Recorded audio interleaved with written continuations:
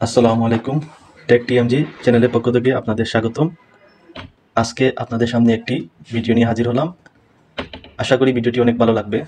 বন্ধুরা, আমরা যারা কম্পিউটার ইউজ করি তাদের ক্ষেত্রে অনেক সময় দেখা যায় যে মোবাইল থেকে কোনো পিকচার আমরা যদি কম্পিউটারে নিয়ে আসি, অনেক সময় সেই পিকচারটি ওপেন হয় না। যেমন ধরেন, এই ছবিটি আমি মোবাইল থেকে এনেছি, কিন্তু এটি এখানে ওপেন হচ্ছে না।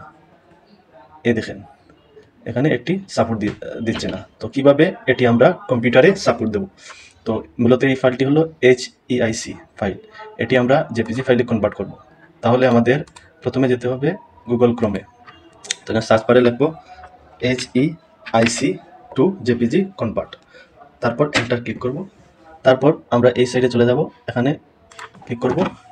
তারপর আমরা যে ফাইলটি জেপিজি ফাইলে কনভার্ট করব সেই ফাইলটি এখানে দিয়ে দেব। সিলেক্ট ইমেজে ক্লিক করলাম।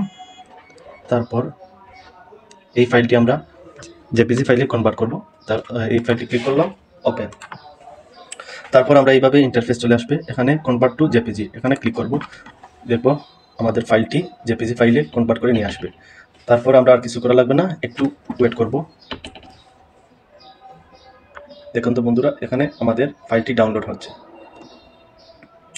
আমাদের কাজটি সম্পূর্ণ হওয়ার পর আমরা এই ফাইলে এখন ক্লিক করব। দেখতে পারবো আমাদের ফাইলটি জেপিজি মোডে কনভার্ট হয়ে গেছে।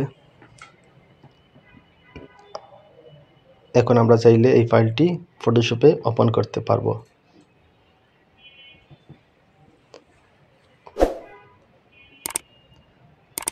বন্ধুরা দেখেন, আমার ফাইলটি ওপেন করে দেখিয়ে দিলাম।